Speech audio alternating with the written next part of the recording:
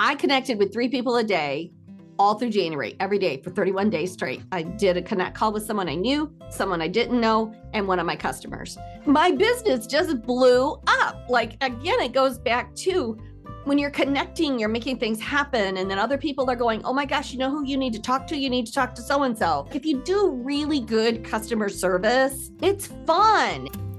You're listening to the Woman of Value podcast. You are about to hear the story of a woman who is following her dreams and passions and creating positive change in the world. My guest today is Belinda Ellsworth. She is a trailblazer in coaching and speaking with over 25 years of experience. She has built 3 successful businesses, and she has spoken to tens of thousands of professionals all across the globe. She has a podcast. It's called Work from Your Happy Place, and she's got over 500 episodes. And she's also a brand enthusiast for everyday entrepreneurs with her My Happy Place subscription box and the Everyday Entrepreneur Planner. Welcome to the podcast. Thank you so much for having me. It's my pleasure to be here. What does woman of value mean to you, Belinda? I think every woman has a tremendous amount of value, and I think sometimes we don't always recognize that in ourselves. And I know my husband, it was just 30 minutes before I came on here, I was getting frustrated with technology, as I often do. And I'm like, I don't know how to do anything. He said, I'm not going to let you say that. Yes, you do. That was just the argument we had like 5 minutes ago, because I'm constantly telling other people, don't say that about yourself. But sometimes it gets frustrating. And I think sometimes I think people in general do it, but I think women do it more, is we have to wear so many hats in life, and we're so many things to so many people that it makes it easier to focus on our downfalls instead of focusing on the value that we bring to all of those spaces. So when I think of women in value, I just think of women in general and how awesome they are. They're just like, I was at the grocery store yesterday, and a lady had a sticker in her window, and it said, Wonder Woman lives in here. I just was like, that's so awesome. I just thought, how awesome of you to see that about yourself. It made me smile as I was walking into the grocery store. I love that. I also really hear you on the fact that so many women have so many balls in the air, and they focus so much on everyone else that they often forget their own self-care and their own value. I just spent almost a month with my oldest daughter in Israel, and she's the mom of 3 young kids. And that's a hard time when your kids are really young and you're focusing on them and on the house and on the husband and on her own budding career again as she starts to take some steps to get back to work. And I was noticing how much she put everybody else first, and her own exercise, eating healthy, all those things came last. Yep. And from the minute she got married, I kept saying, take care of yourself first. She didn't get it until now, like now when it really matters, because she was feeling it. But it's easy to say. I certainly didn't. And so I think that it's easy for me to look back in hindsight and say, these are important things. We have to recognize our value, recognize how awesome it is to be able to do all that we do. So speaking of which, let's go to your moment or moments when you began to really discover and own your own value. Of course, there's been several throughout time, but I think as far as my career, it was really when I started getting literally, it started out as hundreds of testimonials and cards. I've saved so many of them. I have a huge basket of them, of just people saying, you changed my business. This changed my life. Like, I took what you said and immediately put it into action, and I actually saw results. And so then I started to really not just try to do a good job at what I was doing, but suddenly take ownership of the impact of my job and that what it has on somebody else's life and their family and their existence. And at first, I was so thrilled that I was able to bring that And so I just said, well, thank you. Oh, thank you so much. And then I thought about that long and hard too. About, of course, I would think people should say thank you when they're given a compliment. And I think sometimes women have a hard time. We like to apologize it away. And so I'm always teaching, accept the thank you. But in that particular case, I started to realize I got to give I got to give that back. I got to give that value back because it's important. And so then I started responding, well, thank you, but I just gave you the tools. You did it yourself. You took them and you put them into action. And then that was even a pivotal moment in understanding my real value. Yes, I'm glad that I'm doing a good job, but I'm glad that it helps others to take action and reap the benefits for themselves. Yeah. Yeah, I can totally relate to what you're saying. I think that when you first realize how people are impacted, it can be surprising. Mm-hmm. Sometimes it's like you thought you'd never impacted that person. I know you talked about in the form you filled out, you talked about a time when you spoke from the stage and you thought your speech didn't go very well, and then somebody came up to you and told you otherwise. Can you talk a little bit about what happened there? It actually was even deeper than that. And every one of us have been here, but it was my second time speaking for this company. And sometimes when that's the case, a lot of repeat people. And so they're not as maybe as enthused. And definitely I did not have as much back of the room sales because people had already bought the year before or whatever.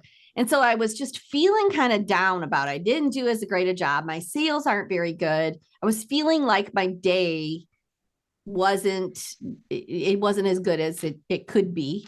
And I was feeling a little down about that. And so I decided to go to the bathroom and before I went back up on stage. And as I was coming out, a woman kind of stopped me and she was literally nearly sobbing. And she said, I saw you last year and I got your materials. And then suddenly my husband was ill. He had cancer. And she said he couldn't work.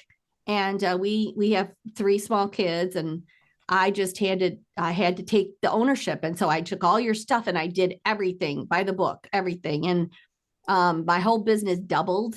And she's crying and she said, you literally saved our family. Like we would have lost our home. And so then I thanked her so much for that. I gave her a big hug. And then I went back into the stall and I was sobbing because I felt that I had been incredibly selfish and self-centered and feeling like the day was a bust. And then it just reminded me that we impact people all the time and we have no idea of just one small act of kindness or one small thing you say that someone takes and it impacts their life or the things you train them. And just because sometimes people don't take the things but until rubber meets the road for them. And then they're like, oh my gosh, I have to step up to the plate now because my whole family's counting on me. But it just reminded me that we just don't really realize the ripple effect that we have when we're showing up. And it made me go back into the second half. Instead of feeling like, woe is me, or doesn't matter if I'm here, it made me go back into the second half, delivering a much better speech than I probably would had before that. I got goosebumps hearing this story because it is just amazing what a difference it made to her that you hadn't even been aware of. And that was a huge thing that she shared with you. I mean, just changing her whole life. So I can imagine how that must have felt to you. And I love that you talk about showing up. And it's actually my book, The Woman of Value book. It's called Becoming a Woman of Value. And it's all about the 3 pillars of core confidence are show up, stand up, and speak up. And it's really about thriving in our lives. And I think that the first step to me is always show up, like just show up and know your value, know your values, and don't underplay who you are. Don't Yeah, diminish who you are. absolutely. Take us to the present, to like the work that you do. Give us a little more context around what it is that you do and how you do change lives. Well, I've been a sales trainer for 25, almost 30 years now. And so I do speak to a lot of sales organizations, just teaching people how to better do their job. And I still do that and teach on basic skill sets like goal setting and time management and systems and operations and analytics. And I teach a lot of those hard skill sets. And but I've had the podcast now for 6 years, and it really was about empowering individuals to hear inspirational stories and for people to like actually enjoy what they do, love what they do. And so it became more entrepreneurial and it's just stories. We interview entrepreneurs and we interview artists who are attempting to earn a living at their craft, and whether they're singers or dancers or actual physical artists. But I just love it because I think it helps people no matter where they are in their journey, whether they haven't started the journey. And I mean, I had a woman on my podcast that wrote me. So she had been listening to my podcast. I didn't know it. Like, we don't know who listens to our podcast. And she wrote me this long testimonial that she used to listen to my podcast every day because she hated her job so bad. And then one day she was pulling over on the side of the road and she was sobbing so hard as she was driving to work because she hated her job so bad. And that she started looking into franchises. She bought a franchise. And now she's writing me a year later that her franchise was already like doing so well. And it's because she listens to this all the time. It inspired her to leave. It inspired her to do better. And she said, I just wanted you to know my life is completely different. And it was because of your show. And then I just thought, gosh, we need to bring this full circle. So then I had her on the show as an entrepreneur who had stepped into her space and, took that risk or said, okay, I'm going to start a business. And then we also really speak to people who maybe have a business, but they're trying to scale it and they're trying to learn things from other people in their journey. And I think one of the most inspirational things when you're feeling, I don't know, maybe at a crossroads or a little bit lost is when you get into that space, you feel, no matter how much experience you've had, if you get into that space, you feel like you're all alone in it and that nobody else has gone through this or nobody else feels this way. And I'm feeling lost. And I really do believe that that's one of the things that the podcast does is help people say, no, you're just stuck. You know what I mean? But other people have been where you are, and this is how they got unstuck. And I think sometimes just knowing somebody else has traveled your road it's inspiring, it's motivating, it helps you to go, okay. Sometimes it even just helps you to say, okay, I'm not alone here, so I have to get off my pity party and just get moving, right? Because that is getting stuck. And so it helps people in that way too. And so that's what I'm doing today. And we are actually launching a community around that whole experience to take people deeper if they want to. So we have a subscription box called My Happy Place, but it also has an online community with it. And we help people no matter where they are in their journey with experts and master classes and online journaling and all kinds of really wonderful things to help people navigate their journey. What you said about building community, about people not feeling alone, it is so important. I mean, and during the pandemic, it was even more important to have people not feel so isolated. But no matter what you do, I think you're right. People often feel I'm the only one. Nobody else, this doesn't happen to anyone else, or they're afraid to talk about not earning enough money. It feels shameful. It's like, how do I even start? I don't know what to do. I started my business without any guidance. I went to coaching school and they don't give me business knowledge. They just gave me coaching knowledge. It was helpful, but how do you get clients? How do you run a business? How do you start a lead generating? It's like all of these things that I had to learn by taking courses and learning from other people.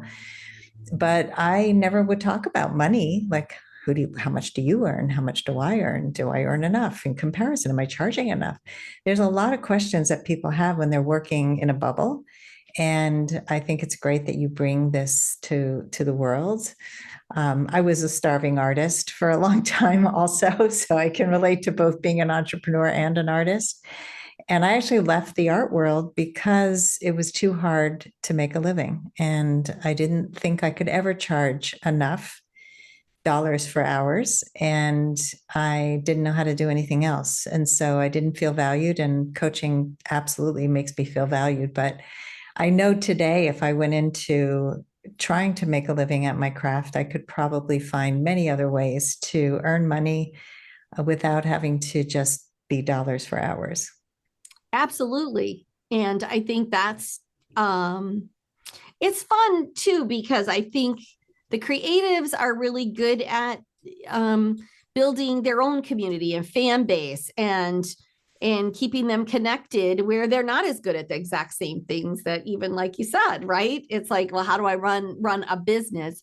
And that's where some business entrepreneurs are much better than that, but they really struggle with building a fan base and building your client base and really how do we get really connected? How do you create stellar customer service? You know, we call it customer service, but really engaging with your fan base is stellar customer service.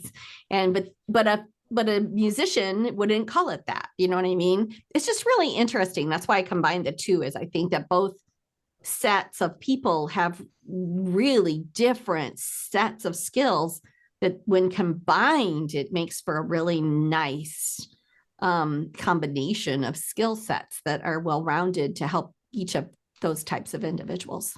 Yeah, I agree. And I think because I happen to be both, I think I also have a very organized brain. And so I like systems, which is not typical of artists. I have a good right and left brain combination of a balance. And I was willing to do the work to build the client base and engage in social media and do things consistently, like start a Facebook group. And I have a whole other business besides this one and my dating coaching and relationship coaching practice.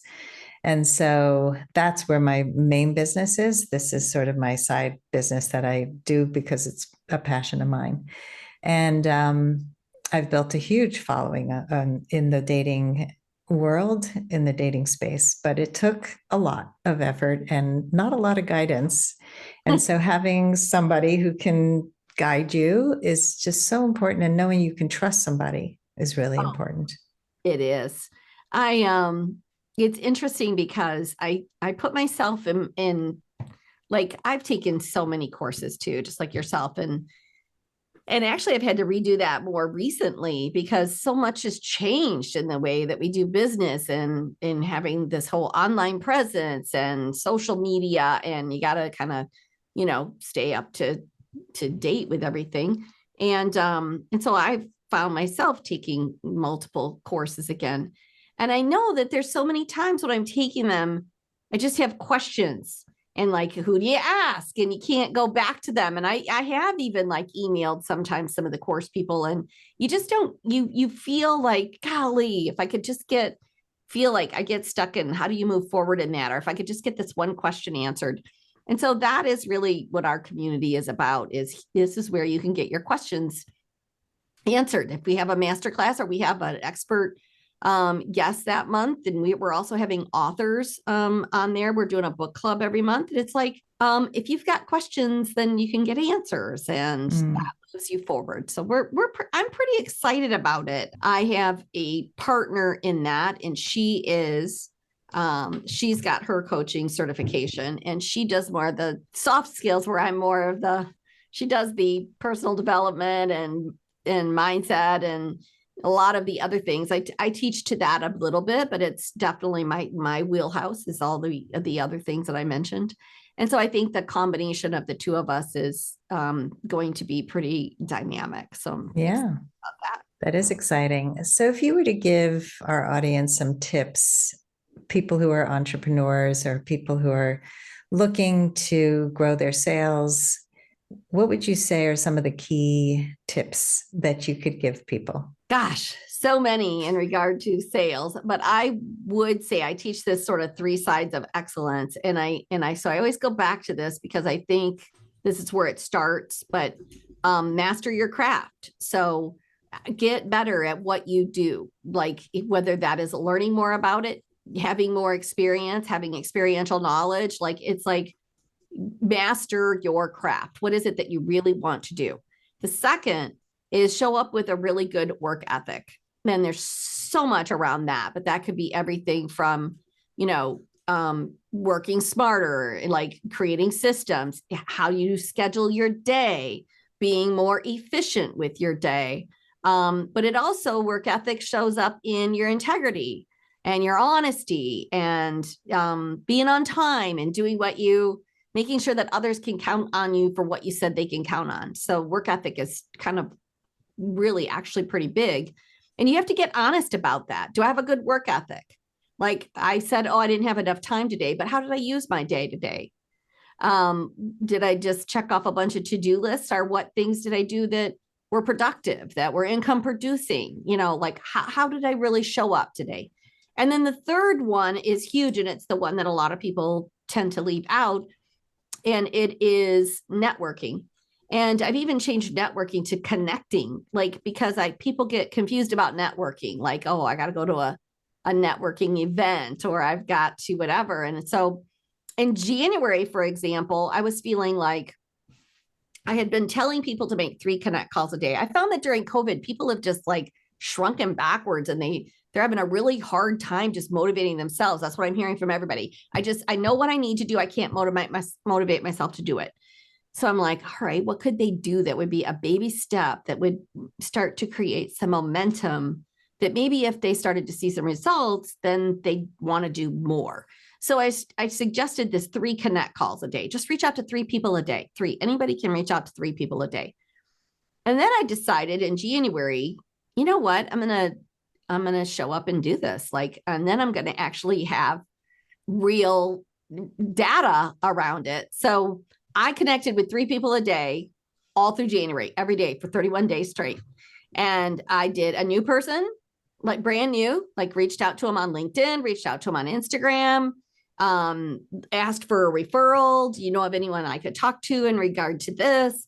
So I got a new person every day. I reached out to a person that maybe I hadn't chatted with, and like a colleague or someone I had met along in my journey, like from 3 years ago or 4 years ago. So reconnect. I did a connect call with someone I knew, someone I didn't know, and one of my customers. So that was what I made every day.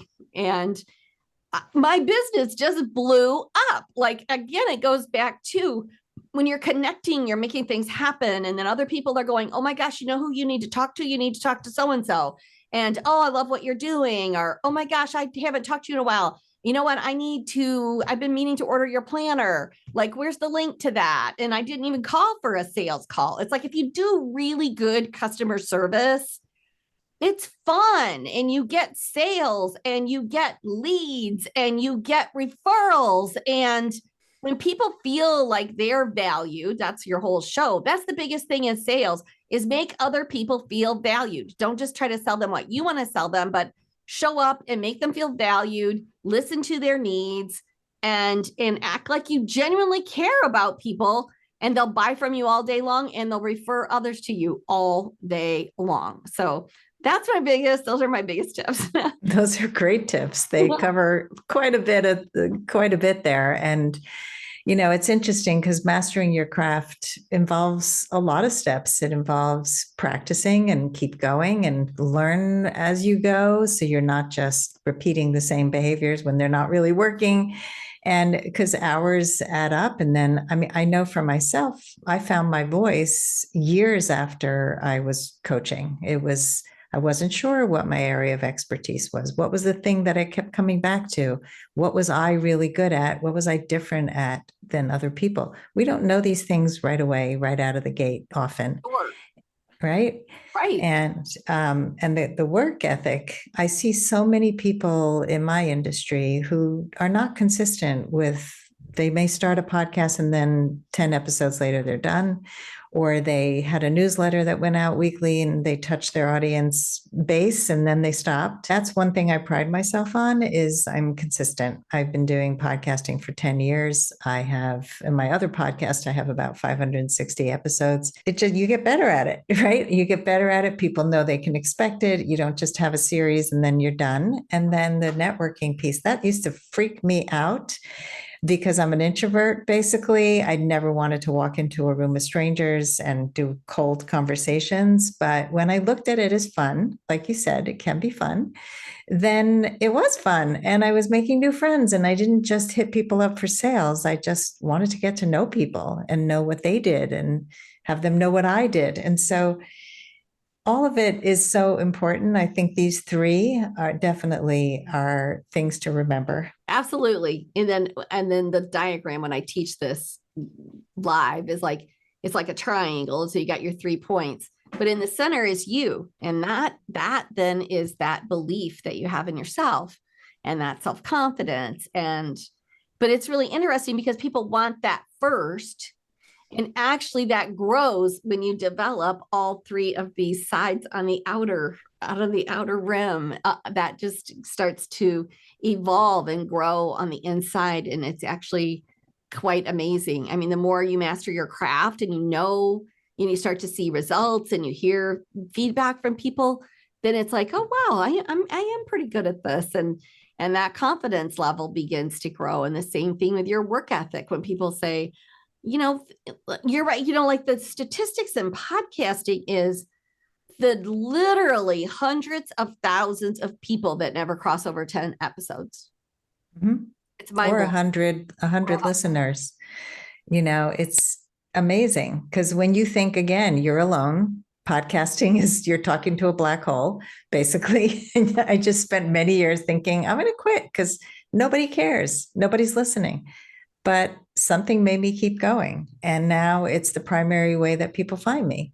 So it's again, I was not good at it in the beginning. I was very scared and like in my head and not good at listening. And, it just becomes something you get better at when you're mastering your craft.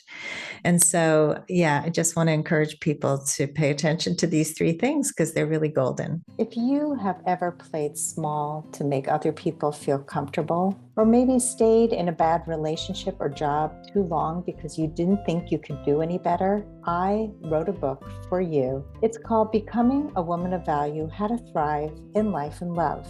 Each of the 30 chapters contains a life lesson, a story, and an exercise to bring you closer to reaching your full potential. Becoming a Woman of Value is available on Amazon in paperback and Kindle. So we're going to go now to the lightning round. I'm going to ask you a bunch of quick questions. Are you ready? I guess so.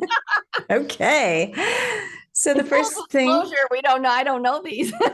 Oh, good. Okay. Right? I mean, you didn't tell me them ahead of time. So, all right. So the first one is a fill in the blank. I used to think I wasn't blank enough.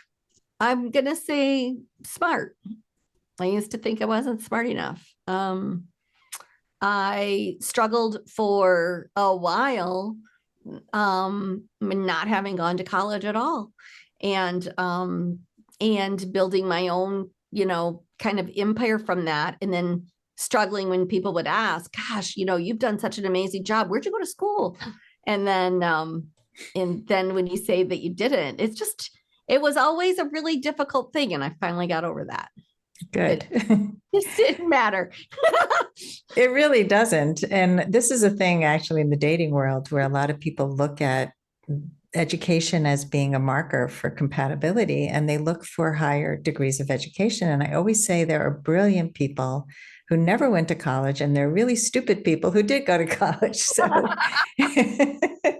I have 2 kids who never finished college and one who did. And I never pushed, it was as long as you are doing something you love and you're a success in life, I don't care if you go to college. It doesn't really determine success, as you are an obvious proof of that. So it's just owning it and saying, I don't need to feel shame around this. That is it.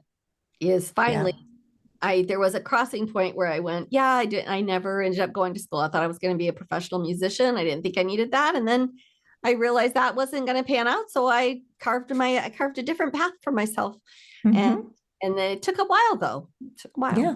Yeah. And it can look, many of us, I think a lot of kids get out of high school and they think they're supposed to know what they're going to do for the rest of their lives and pick the major and go to the right school and do all the right things. And then people switch and pivot so many times. I mean, I've had like, I can't even count how many careers I've had.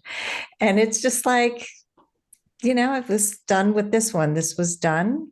Go on to the next one because you can reinvent yourself at any point and you don't need to have college for that. Exactly.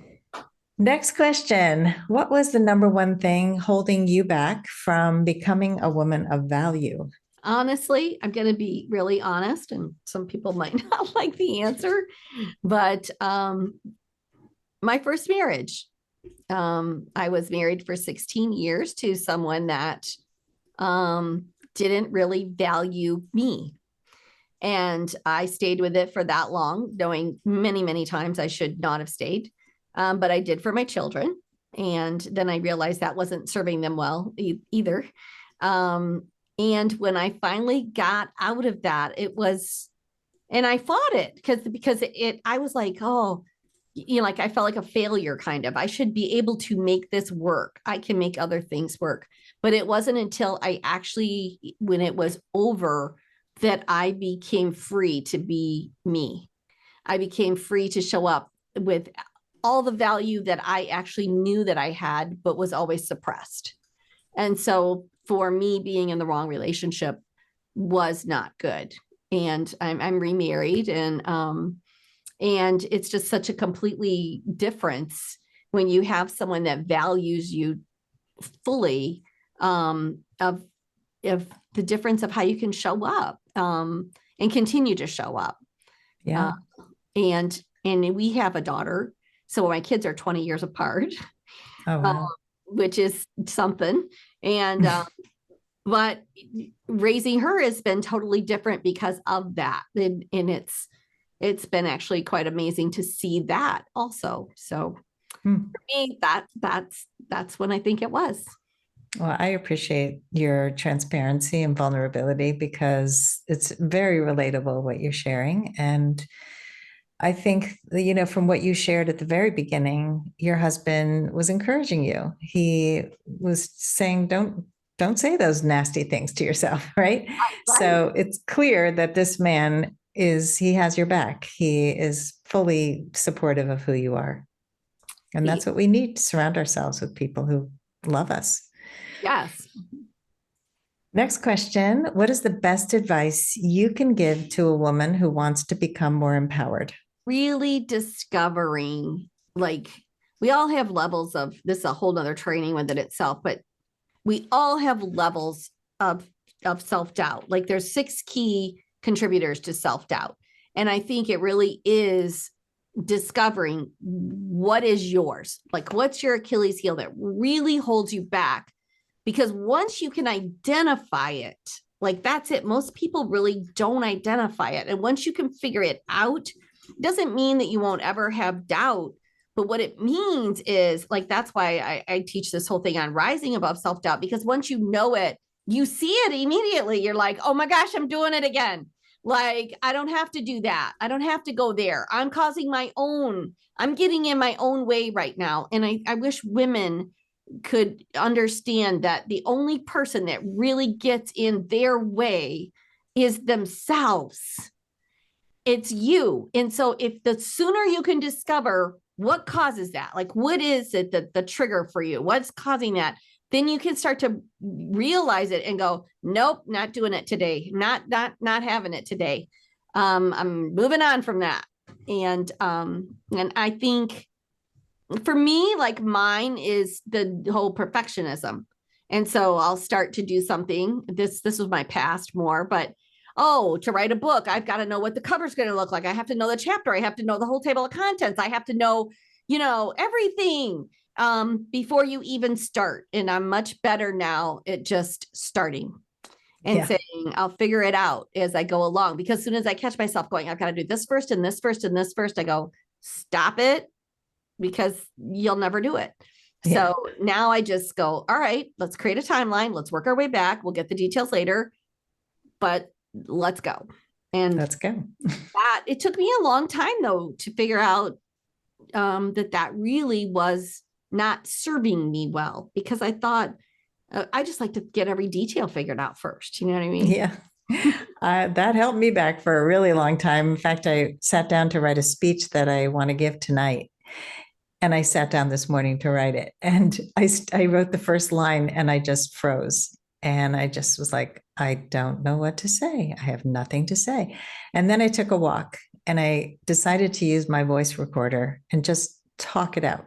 And I got the whole speech out. It was like, because writing it stopped me. I said, take another path, because you can do this.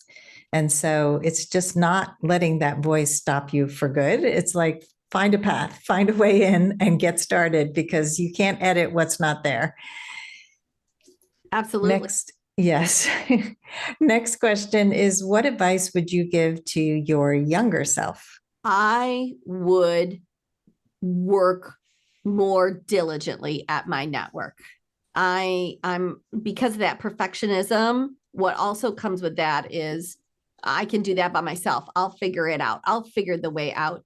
And I I feel that had I am good at it now, but I work at it now, but had I been younger and really developed my network, had somebody really shared that with me, like I share that with my daughter, and she's just 18, but she, she just got home yesterday, actually, for the summer from college. And to see the connections she's made this year, and to see how she's done that with different, even the faculty and the people that know her at school, when some people, like, that's not the case at all. And she has taken those skills that I've taught her, and she is developing that network. And so that's what I would tell to my younger self is, you just have to connect with people always, like, because it's through those connections that somebody says, oh, I know someone that totally could do that. Helping you to be top of mind, the more people that you know, and the more that you help other people through being connected, isn't just about what is somebody going to do for me. It is about, I know a bunch of people. And then if you were having a situation, I could say, oh my gosh, I know a person that can help you with that.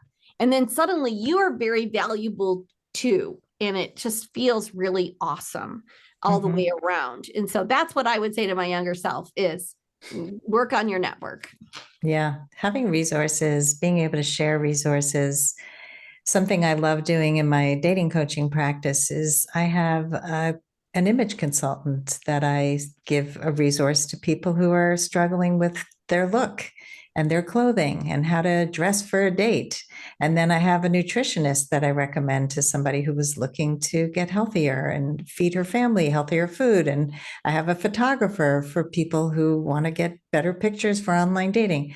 There are go-to people that I trust. And when my name is behind it, and then they will then think of me. And, it's just a beautiful, expansive circle of people who refer each other, and having a network is so important. I love it. It makes me feel like the world is a bigger place.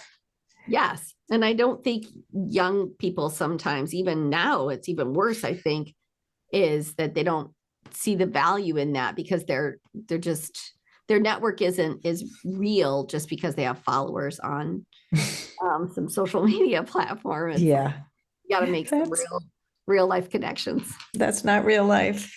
Spoiler alert, right?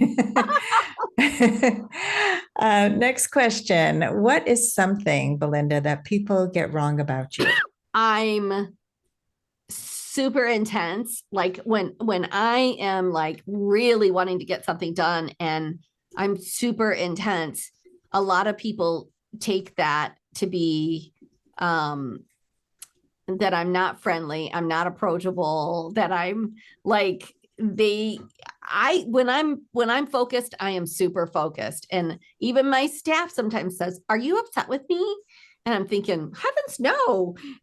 But I think that comes across sometimes as unapproachable or whatever. And I'm just super intense. And so I'm constantly, I'm constantly working at that. For me, and I'm also a fixer, like I'm a solution girl. So like, if you say, oh, like you're telling me a problem, instead of just listening to your problem and being an encourager and empathetic, I'm like, okay, here's what we're going to do. And I'm the fixer. And so a lot of people, they take kind of offense to that. And so I don't have it on my wall right now because I think I finally grew enough to take it down. But I actually had a big sign on my wall that said, who have you encouraged today? So when I would be sitting here and I would be having coaching discussions or somebody, I'd start to go into my, all right, like, let's fix this. And then I'd look up at that little sign and I'd be like, so what do you think? Like, tell me, or I can totally understand how you feel. Like, I'm just like, oh my gosh, stop it. So I think those are the things I think that people think I'm too intense sometimes, but I'm just, I really just want to help people at the end of the day. Sometimes that helping them comes across as bossy or intrusive or sometimes too much. Yeah, I mean, I can relate to that too. I mean, look, I'm a coach, so it's all I think about is how to problem solve. But really, my job is to empower other people to problem solve for themselves, number one. And number two, in my personal life, like with my children, instead of going to solution, I've really trained myself to start with empathy. And I just heard a really great little thing to remember when you're a problem solver, that when somebody comes to you for help, you can ask them the 3 H's. Do you want help? Do you want to be heard? Or do you want a hug? And so which of the 3 H's do you want to start with? And I love that. I think because with my daughter, she used to call up and just vent. And I would say, are you calling to vent or to problem solve? Because if you're calling to vent, I don't have a lot of time for you. If you're calling to problem solve, I'm happy to help, because she would bring up the same thing over and over and not listen to anything. So I like the heard, helped, or hugged. I love that too. It's funny because that's a good succinct way of saying it, but I always teach, like, the people in your lives, the huggers, they just go, oh gosh, I love you so much. And you're just so good. Sometimes you call those people because you instinctively know, I just need that today. But my girlfriend, if I call her and start, like, she's the kick your butt. Like, she's like, why are you even saying this? Why are you talking? She doesn't necessarily give me the right answers. She tells me I already have the answers. Like, she kicks my butt, right? But then I've got another friend who will be like, all right, let's figure this out. And she's a problem solver. And when I'm that person for people, that friend, I think I'm that girl. Like, come to me when you need an answer or a solution. I'll help you. I'm happy to help. Yeah, no, I have in my 12th grade yearbook, my senior yearbook, Sandy is the go-to girl to help with your problems. It's like, I have been that girl for a very long time. Same here. Right? I can relate. We are sisters in the helping department. So finally, Belinda, the final question: how would you like to be remembered? Just a really simple question. I think about this often. Of course, as you get older, you think about it more. You can't help it. Like, you just start to think about it. And I would like to be remembered as someone who genuinely cared about other individuals. Like, not just like that she was a great teacher or a great whatever. It's like, I only really do it because I really do genuinely care about helping people get where they want to be, wherever that is. Like, and I hope that that's how I'm remembered, as someone who just genuinely cared about other people. I love it. It's beautiful. Well, Belinda, this has just been a wonderful conversation. I love where we went with it, kind of meandered into this beautiful place of caring and connection and the work ethic and all the good stuff that got you here. and how you help other people. If you can share with our audience one link that is the best link to find you, and I'll put all these social media in the show notes. Sure. I would say workfromyourhappyplace.com. That's our website, and everything there, all the links to everything, how you get in our community, finding out about the podcast, everything is there. So if they want more information on any of the above, that's probably the number one place to go.